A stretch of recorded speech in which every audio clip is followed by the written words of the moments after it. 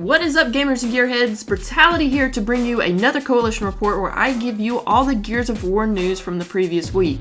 Yes, believe it or not, the Gears of War news is still flowing. While it may be a slow trickle, hey, that doesn't matter to me. I'm still happy and surprised that we are getting some news out there. First up, we have leaked footage of a real-time strategy Gears of War game that was going to be for the Kinect. If you guys don't remember this, I actually reported on this game February of last year. Here's the footage of it. As you can see, it's kind of XCOM-ish, but it introduces the Kinect, and thank God they did not come out with this game because the Kinect for the 360 was kind of aggravating.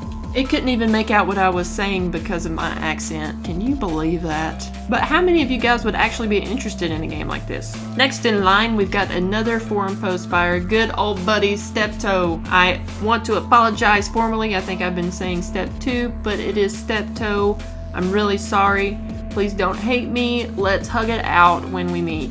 Black Tusk and its staff have actually been asking some questions about weapons and stuff of that sort via Twitter. Anyway, it's a really short forum post about the Retro Lancer. He says, hey, we know it's overpowered. Stop telling me that, but in a nicer way. He says in this forum post that they are looking into event-oriented options that will allow them to tweak some gameplay based on feedback. They're looking at a lot of data right now. They want to see how many people actually use the Retro Lancer and figure out some new capabilities that they can do with events. Thank you, Steptoe, for always staying in touch. I salute you. Another interview with Rod Ferguson is up on the official Xbox magazine site. Now, a lot of this is rehashing some of the stuff we've already been over. However, if you have not been keeping up with it, it is a good summary of what we've been talking about here on the Coalition Report. They ask him about coming back to the Gears of War franchise. They want to innovate things within the game, but stay true to the essence of Gears of War. One cool thing is that he's able to talk to Chris Perna, who, if you don't know, he is the master of artistry when it comes to Gears of War, and he's at Epic Games.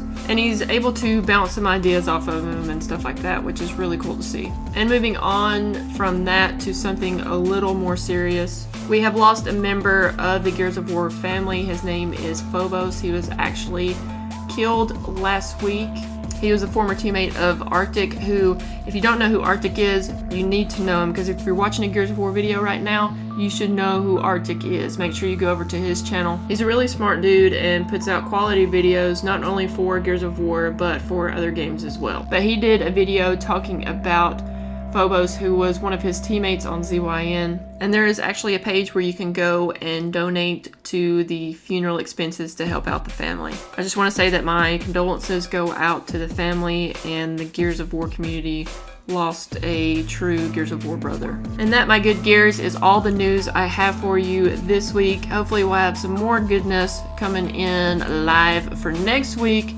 Thank you so much for joining me and being here every week. If you are, I love you guys so much. And I'm sure to tell you guys that I love you very much every video, because we never know what's going to happen the next day. Make the most of it, guys. Love you. Have a wonderful week.